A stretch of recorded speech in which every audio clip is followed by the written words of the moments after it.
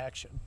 Yes, hello. Welcome to Larger Than Live, a very special edition here at the Oasis at House Gamble here on the Back 40 in lovely Northern Kentucky. He's Gamble, I'm Finn. I'm going to tell you something. We called this episode The Rose Between Two Thorns, basically for the graphic only, because for social distancing reasons, this is what we've decided to do. But how about our first special guest ever? No offense, George Vogel.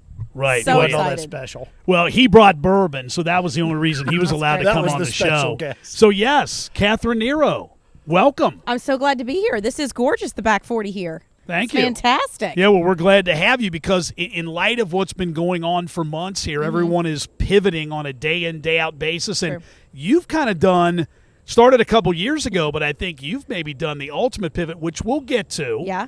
But in fact, the pivot was forced into, to be very fair. Well, but you know what? Sometimes the forced into you need because you kind of get in that lulled into that. Totally I have agree. a number of friends who are like, well, I don't really like what I'm doing, but I don't hate it bad enough to so what do? Yep. You just keep doing the same thing over and Well, over. and as a function of that, I mean, normally you'll find us on Monday nights and then on Thursday nights on WLW 9 to midnight for the reality check. This is a special Wednesday night edition of the program, which we're not going to lie, we're recording it on Monday. Right, it's going to air Wednesday, but it's because your shirt selection is horrific for these 2 days. In the promo right, for it's the all Monday good. Show, our continuity director took the night off. Bad. So it was too busy Very working bad. craft services. But anyway, the point being, we have tried to, since we've been at 96 Rock together, and you went from newspaper and through radio and sports radio, me through rock radio, Bogarts twice, rock radio again, everything else. We sat around and we looked at each other and go, man, what's next? And, your situation at Channel 9, it was like all of a sudden after 20 years,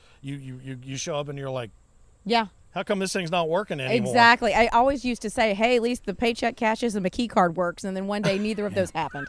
But, yeah, I mean, it was out of the blue, completely crazy. But you're right, though, about I would still be there. I would still be waking up at 1:30 in the morning. I would still be complaining about God knows what. And but because I would have been afraid to make the jump. I would never have done it. But you're human. I think a lot of people. So let me take you back there. So when it happened, what was when you finally got over the? And I'm sure, and I know you got a lot of public support. I mean, people. I did. It was very nice for being 15 years in the morning, and I mean, getting up at 1:30, you damn well deserve public support. But when you finally said, okay, I know that chapter's done, what motivated you? How did you then, because I know a lot of people are going through this now, how did you then, what was your impetus to say, what strategy did you employ to kind of go, here's my next step? I got really good advice from a ton of people, but of all people, John Keysweater from The Inquirer, long before I started working for The Inquirer. Now, of course, he's at VXU, but he said, because the same thing happened to him at The Inquirer years and years ago. And he said, say no to everything for a month and then figure it out. So I did. Okay. For a month, I'm telling you, if I'd been offered a job about 2 days in, I would be at the drive-thru at Wendy's if that's what it was. I mean, that would, you're just, wait a minute. Yeah, you guys could have. There we go. Yeah. I got an offer By the way, to the be Frosted assistant Chino, I'm just telling you. Yeah. Was it Oxford? It was Oxford. It was. I thought it was a double-decker Wendy's, but there isn't one, right? I got something on my Indeed, and we can get to the overblown nature of that whole thing.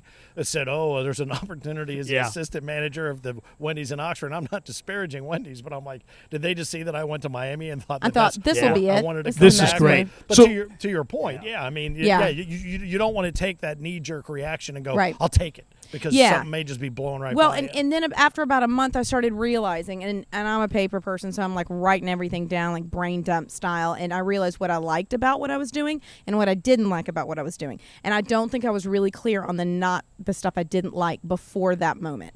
And so I realized I didn't like waking up early in the morning. I didn't like some of the things that we were covering and some of the ways that we were covering it. I didn't like that I was having to explain to people that you don't have to explain where Hebron is. We all know it's in Kentucky. You don't have to say Kentucky.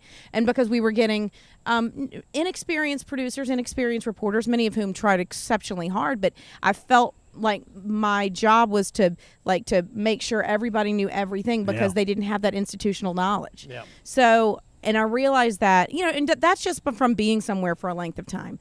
But yeah, I realized the stuff I liked, I realized the stuff I didn't. And what I landed on was what I liked was telling stories, talking about great things that are happening in the area. Yeah. And those aren't the things that always lead the news. unfortunately. Yeah. So you are today, let's talk about Coffee Break with Kathrine, which is what you do for Cincinnati.com, the Enquirer, call it. But how did that come about? And that's become really popular. I know you're enjoying it. I know Michael Perry is somebody who I know Michael really well, and he worked in sports at the Enquirer and now works in a much different role, administrative role. But I know he obviously recognized your talent and said, hey, I think, we'll take a look at something like this. Yeah, so we worked together way back when he was covering Xavier and I was covering sports at Channel 9. And we, kind of kept up over the years. But, I remember seeing when he went back to the Enquirer, I thought, well, that's weird, because he left the Enquirer and went to PR and came back. Not exactly the course today. No, not at all. And so I thought, well, that's interesting. And then I met with him. He called me and we met.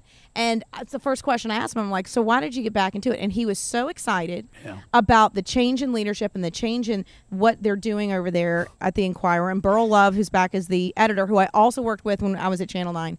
And Michael's like, hey, what if you do some Facebook Live stuff? And I'm like, is that a job? Okay, sounds great. I get to talk about stuff. And that's it? Okay, I'll do that. So what I always tell people when they ask, like, how do you know what's next? It's the relationships that you build from day one, really. And, I mean, that's just, I guess what that says is be nice to people. And, I know. I think back on some times that trouble. I'm glad I was in the nice phase with Michael. So that was probably good. But anyway, I mean, it's those past relationships that can lead you to new things. I never would have thought it. It's funny to hear you say that, because literally when I saw you went back to the Enquirer, I called him and I said, are you okay? Like, because you just, in today's world, I mean, everybody's kind of waiting for the print edition. I know everything's gone online, et cetera, but I mean, that's why I got out of print journalism a long time ago. So Coffee Break with Kathrine, now you've kind of... Well, if you don't mind me interrupting, and because while we're on that, and there's a real big reason why you are our first and lucky to be our first guest here on this, because this wouldn't exist, I don't think, if we hadn't started talking about it, because I was on it with you when I was at Bogarts, because I remember sitting there with Jimmy and thinking, we were talking about the Bogarts birthday bash.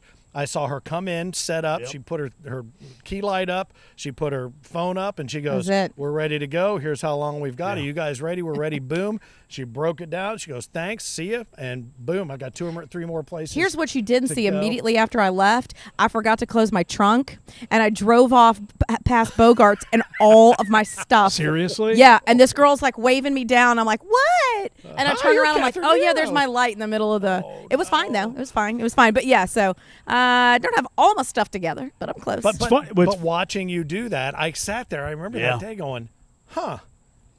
And this is where people are. Social media is where the people are. You're correct. Yeah. But it did lead a lot to what we're doing now, and us taking it on the road. We were at Starlight driving last week for Marty's. Yeah, we'll get to that a little later on. We already lots occurred since we did. Oh my goodness, it has. Yes. But it was a big part of watching you do that, thinking, there's something in there. When we went to the radio show at LW, this was always kind of in the back of our mind because of the coffee break. Thank you. Well, I'll tell you that's the thing that, we were just kind of chit-chatting before. You have to go where the audience is. And I think right now, if television has a fatal flaw, local, like news television, not just in general, but like local news, still believes that people are making appointment television to turn on the news at 6 p.m. and watch them. I believed it until I was out of the business. Like, I seriously believed it. And now I realize I don't need to do that. Like, people don't need that. And so I think that news will always be there. Local news will always be there. I don't know how it's going to be there, or the platform it's going to be on, or the method it's going to be like put out in the world, but it's going to be there. But I don't think the appointment television is the way of the future. I would agree, but I also think local news today is terrible. I mean, I really do. I'm just going to be brutally honest. I saw some great friends in local news. They have great friends, but I think the presentation of there's very little reporting. There's very little digging deep and giving you, real stories. There's not a lot of... There's not time. There's no time to do it. Well, there's not enough people. Mm-hmm. The people that they hire are young, inexperienced, and a lot of times terrible. I mean, I'm just going to call it what it is. I mean, we got 5 people in weather, they're 0 for 5 because they can't get it right. Yeah, I was at the pool on Friday night. Like, hey, remember that 80% chance of rain? Oh yeah, well last week, and you know me, I pay attention to this. Oh, I hear last about. week, Trust me, I get a second weather report I bet. every single about- day. Last week, I was told that, and I love the when it rains now. It's a weather impact day, just for rain. They told me 4 of 5 days were weather impact days, and there were 0. But my point is, what happened to news? Yeah. I mean, that's the issue. And sports will know.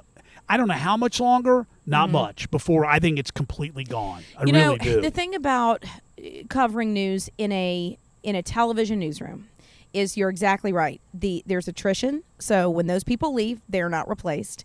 Then they're like, we got to save some money. So do we hire the 20-year veteran, right. or do you hire the one just out of the school? 20-year-old. Yeah. And you're like, okay, well, they can pretty much talk into a microphone. So good enough in some cases. There are still some great reporters out there doing great things. There are.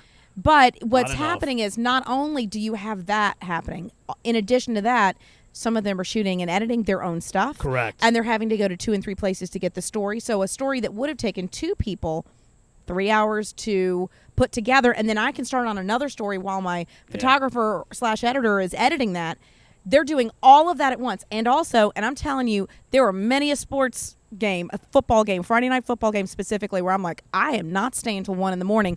I would edit that stuff while the photographer was driving just so I could get it done. Yeah. You can't do that now because you're driving to right. all of the, Well, you're doing every job. I remember when John Popovich, who you worked for, when I saw Popo with a video camera, I said, Carrying his own I said it's tripod. done. Yep. That's it. Done. That's it. That for me was when I knew it was kind of Yep. done. Yeah, I mean, we went from the days of talking to DJ Danny Jansen just about whether or not he had pants on under the desk, Right. to then Debatable. talking to Popo about carrying his own tripod and that whole thing. But Think about that. But from a reporting standpoint, this is a question you and I have both asked. If you don't mind us diving back into that, see if you remember this. Why is it necessary that if something happened at the Justice Center maybe earlier in the day, or this someone's drives in the me- Justice I know where Center you're going with this. where someone has to be standing out of it, it's completely shut down, there's no one out there, it's completely dark. Hey, I'm here at the Justice Center where Well, nothing is in the happening. morning- I love this question. Why I love it. does that happen? right. There is No no reason. reason. I knew There's it. no reason. I knew Here's it. why. They'll tell you it's because it's urgent. And I remember, like, and Urgent the thing for is, what? here's the deal, though. The only way I can think about it is Stockholm Syndrome. When you are in that newsroom, you're like, yeah, you got to be live at the Justice Center. I mean, that's where people were arrested 47 hours ago. Right. And nothing's happening. And it's a blank wall. I could be standing anywhere Green screen at that it, hour. right, yeah. And or, make it fancy, make a graphic and explain what you're talking about. That would at least be better. But like when you're in that world and they keep saying, well, the consultants say you've got to have urgency. Oh, okay. well, Urgency there it is is. standing Yep. in front Stop. of a You said the word consultants. C word. Yep. You That's use it. the C word, But the other back- C word but- these days. We're here with Kathrine Nero, who has really kind of pivoted and made a whole new world for herself. And besides Coffee Break with Kathrine, which you can check, give the details on Yep. that. So it's the Facebook page of the Cincinnati Enquirer. So find it on Facebook. It's Cincinnati Northern Kentucky Enquirer, and it's 10 a.m. Monday through Friday. And sometimes it's remote, and I interview someone, they're at their house or office. I'm at mine. Sometimes I'm in person. It just depends on what we're doing, and it's all kinds of stuff. I mean, from talking about the Tom Brenneman situation to talking about childcare today. Like we talked about, it's all over the map. What we talk about, which is what I enjoy. But you've also kind of morphed out into a number of other things as well. And you're a social media influencer. Why, I thank love you, that, Tom. man. I'm trying, That's- man. how I'm about digging that? my foot into Yeah, that. it's- No, I try. I do a podcast for the Northern Kentucky Chamber called Yep. the Northern Kentucky Spotlight, which is great because I live in Northern Kentucky as you do. I love it, and I feel that, and we all know Northern Kentucky gets the shaft in local news. We It know does. this. It is You're a correct. fact. And so this is a good way to get the good things that are happening Yeah. out and about in the world. So I really enjoy that work there. But yeah, so I just started a digital course, which is Yeah. closing even as we speak. Actually, in about a day, it's going to close. So this is for getting Yeah. a little bit It's confident on confident camera, right? How to present yourself on camera. We're We- all on camera. We should have taken that one. Should have. We still You should. guys got a good setup here. You don't need me. I'm telling you. But look, There's a reason this bar comes up. To Yeah, here right. Same, On the, same. Two, on the Right. two of us.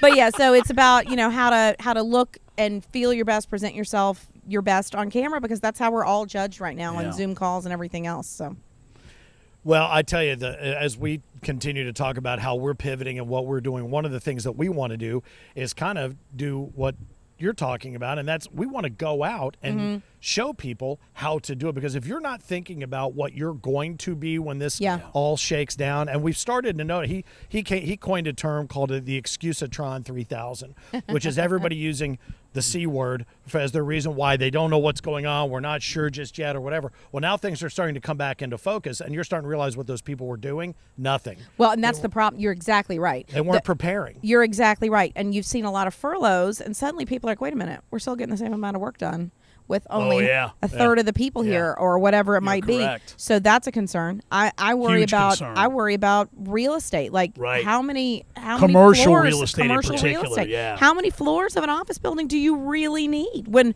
for the last 5 months we've been just fine with zero? And you know what? One of the groups that we work with are the Fueled Collective folks up in Rookwood, and that was something they saw coming years ago. And so they created sort of this groupthink place space is gorgeous. and the useful space there, and we've developed a relationship, and they sponsor our regular Monday night show.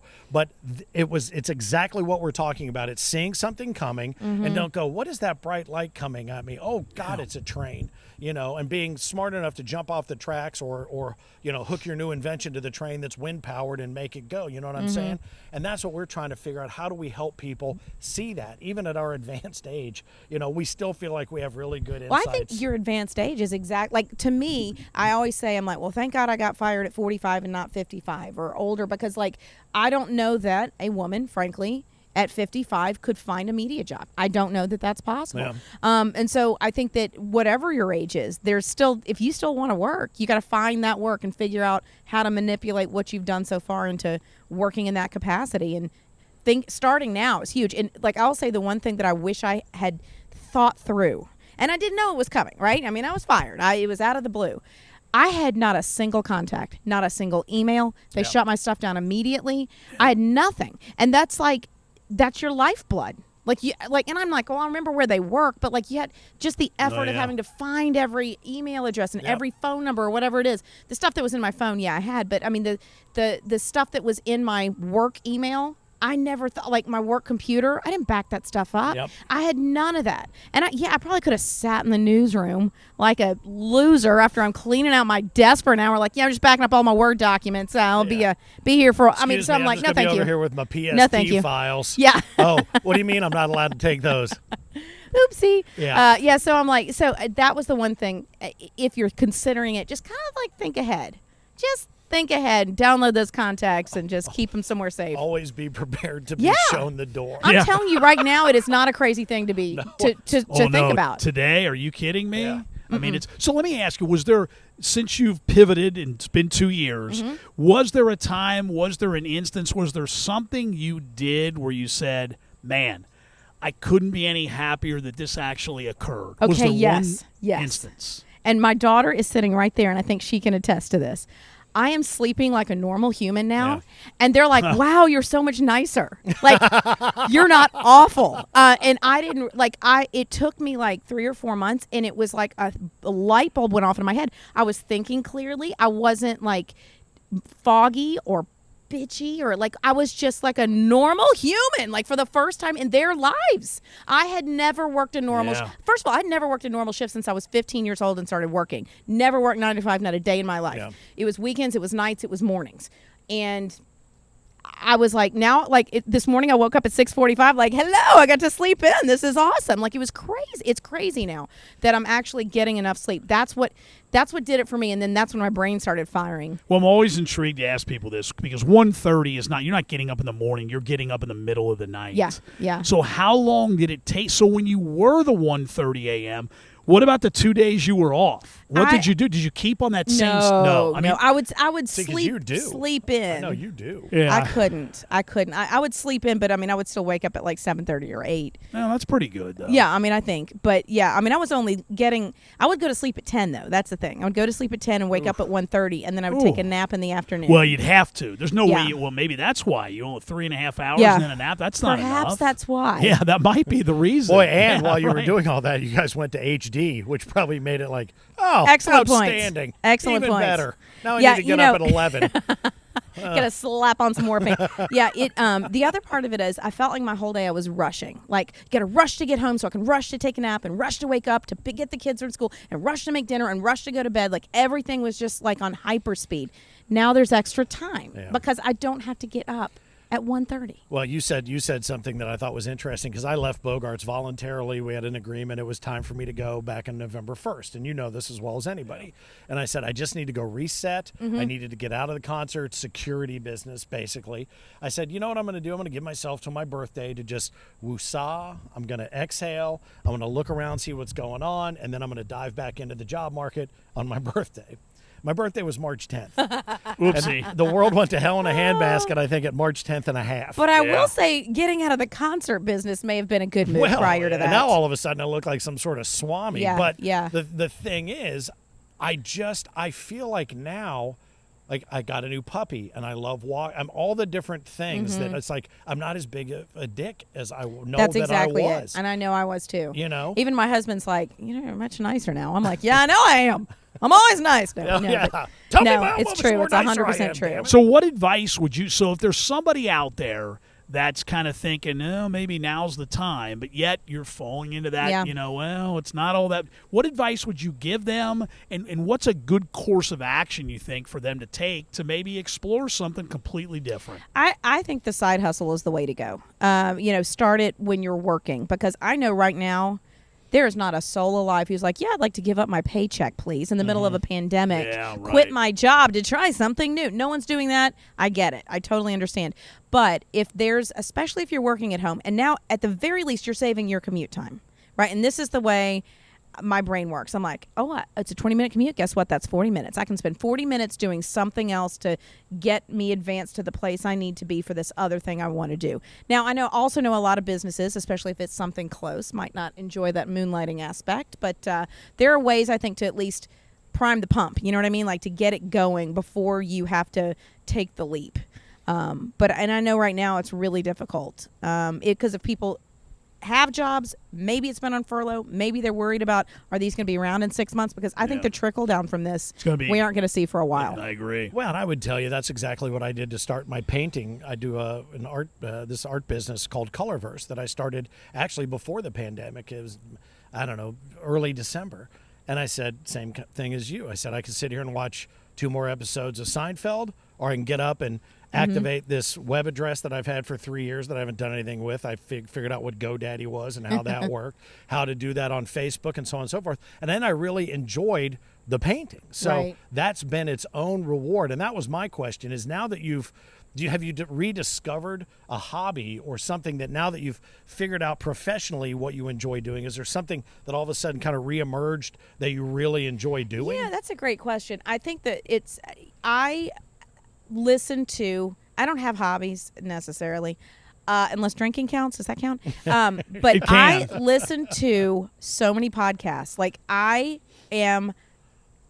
listen to them on 1.5 speed so I can get through them quicker. Oh man. I just gobble up information that way. And they're not like fun podcasts, most of them. Although one works really well with what we're talking about. It's this one called Second Life, about people who have pivoted and what they did in their second life. But yeah, I mean, that's what, so I'll do that. I also, weirdly, and it was almost like you're nesting when you have a baby, I was cleaning. Like I wanted to clean out closets, and like I guess it was like I was clearing out my brain cobwebs were killing. Now listen, my house right now looks like a disaster zone. I got an idea for you before you leave here tonight. Yeah, closet. You got a closet? Well, no. I'm just, maybe you could spend some time with somebody that I'm not listening really, to that. really well. You can clean a closet as well as anybody, Tom. I think that's accurate. I want to be very clear. I'm not saying my house is clean. I had the need to clean things and organize things in that moment 2 years ago. Well, let me be clear. In this house, I'm the one who cleans. Is that it? Let me be clear. It's a good thing there's not a 4th microphone available. Yeah, right. Yep. I'll gladly hand mine over if necessary. So you haven't like said, oh, well, I want to get out, and like I think that as you've seen back here on the Oasis, this is his baby. He's I really can see this is awesome. taking this and run. I've been out walking and I will say my daughter and Annabelle and I during quarantine we made it a goal to walk a marathon, and we did that. Oh wow, that's cool. So we walked a marathon, and then the goal was to walk 100 miles in the summer, and I think we got like 2 miles into that and quit. But it's okay. It's still Listen, summer. It's never-ending summer, so Right. we're gonna just keep going with Yeah. that. But yeah, so that sort of thing was good. But yeah, I mean, for me, I've poured it all back into how else can I make money. I hate to say it like that. What else can I do? Yeah. What other job can I find? What other Yeah. little mini gig can I put together? Well, it sounds like listening to the podcast also lend themselves Yeah. to all that you're doing, Yeah. which makes sense. Well, and it's funny. The way I think about it is now, well, if I have 6 jobs, they can only fire me from 1. Right. You know? I mean, so still got 5 more. Yeah, we talk about that all the time, and I think that's a good formula today is diversity. I mean, Yeah. you really have to diversify Absolutely. yourself because if you're going all in's not safe today. Well, it's not safe. It's not safe, and I don't mean to sound like like I don't want to be ringing the bell like everybody's going to die. That's not it. That's not it. But I will say, being on the outside of some traditional Sure. media outlets, I do look sometimes and go, oh, please understand. Like, I've talked to friends who are like, well, I just don't want to leave the business because of this or that. And I'm like, just think it through before you throw it all in. Throw it all in. And as you're thinking about it, because I even said to myself, I said, you know what, I got a newer car. If I need to, I'll Uber. And then the world goes, I don't think you will. I don't think you will do that. Enjoy yourself driving other people around all the time. And I'm like, okay, so now what am I going to do? So you really do have to kind of think all that stuff through. But as you said, it's funny that you said you got 6 jobs. They can only get rid of 1. There's a Monty Python. I've gone down the rabbit hole on those guys, but there was a special that they did because Graham Chapman has passed away. But it's called 1 Down, 5 to Go. There you go. That's maybe good words to live by. Now, just as a means of reset, what are we doing here on a Wednesday night, larger than live here in the back 40 House Gamble in the Oasis? He's Gamble, I'm Finn. The face and the voice that you recognize to your left and to our right is, of course, our good friend Kathrine Nero. You can find her all over the place, which is what we've been talking about, because she took the opportunity to say, you know what, Kathrine Nero Inc. is now I need an ink, don't bigger, I? right? Bigger than just the Kathrine Nero you knew before. Well, what it is it's I get to do the things I like to do, because right now, I mean, I've got a great boss at the Inquirer, a great set of bosses at the Inquirer, but as far as the other stuff, they've been great with letting me do pretty much anything. Yeah. And so yeah, I get to do what I want, and I cover the things that I think people want to hear, and that's what's been great. Well, and my last question for you is simply this. I mean, the hearing you say that, to me, that's the key with everything. You spend enough time doing whatever you're doing. When it gets to the point where it's not enjoyable anymore, time to move on. You spend too much time at work Yeah. to not love it. And I'm not saying you got to love it better more than you like coming home or whatever, but you've got to enjoy it. Correct. And it's like when you just chip away at it, you don't realize how far down you've gone until you look back on it. And I think that's where I am now. Yeah, it's 2 things. One thing my dad used to always say to me, he said, you do what you love and you love what you do, you'll never work a day in your life. And that was back when you could work at one place for 35 years. And people did. And Exactly. And he loved it. He worked in banking, and it was great advice, and it gave me something to strive for. But I've since seen the change in the dynamic. Now the one I work off of is, he and I have said this, you bust your ass until you get to the point where it's like, okay, well, now I'm going to retire and collect Social Security for the next 11 years, and that's it. It's like you've never seen a luggage rack on a hearse. Yeah. You know It's a what great I mean? point. So you might as well enjoy it, and if you're going to be making money, you might as well enjoy the time with your family or whoever you actually like, or whatever, however that works. And here's a good way to shut down this conversation. She's so optimistic, so bubbly. Why don't you tell her the title to the song? Oh yeah. Oh, yeah. Yeah, give her the I song. want to hear this. I have a few country songs in my Okay. titles. I don't have the songs fully fleshed out. Now let's make sure this is you're here, and Okay, this you're is, way this over is there him. in Step in out. Happy Land. Okay, Right. I'm I over gotcha. here where I This is usually a- exist. this is a in good- A-Holeville. This is a good one. I have a song that I want to write. It's called "I Used to Be Afraid to Die. Now I'm Afraid I Won't." And so I've got a friend who good wants one. to live to be 200. I'm like, you're No, out of thank you. your No, mind. thank you. Yeah, right. No, thank you. Look, my Fidelity guy passed my account off to another guy because he asked. We've talked about Yeah, this. we have talked He about asked me this. once in an He annual, keeps reducing an the annual age. review. He Keeps goes, knocking well, back we've got you planned out to 92. I go, well, we can fix that, Chief. He goes, Yeah. what, do you want to go to 85? I'm like, keep on coming. He goes, 80? I'm like, nope. 75? I go, we're getting warmer. And then he literally asked me 2 years ago, he goes, okay, so let's say 5 years from now, how much money do you think you're going to be making? And I said, a lot less. And I could just see him on the phone going, who wants this guy? It's like Jake from State Farm at night. What are you wearing? opposite, You're that yeah. guy. You became that guy at the office, gosh. right? Yes, a financial chastity belt. We got to get that song written. That's a good one. It I is a think there's good a one. lot of people Right. in that boat. It's a beauty. It's a Yeah, well, beauty. we couldn't be happier for I'm you. so I mean, glad. you're a Thank you. living, Bravo. breathing example of somebody who took a day you didn't deserve Oh, thank you. I appreciate and really turned it into something awesome. I appreciate it. Well, it's been a fun ride, and I can't wait to see how far it goes. Thank you guys for having me. I Well, appreciate it. don't make this your last time out here. Okay, You know, all right. as we get over the, you got to sit this far apart and you can't do this or can't do that. So, like 2022, you're saying we're gonna do this again? See, Nope.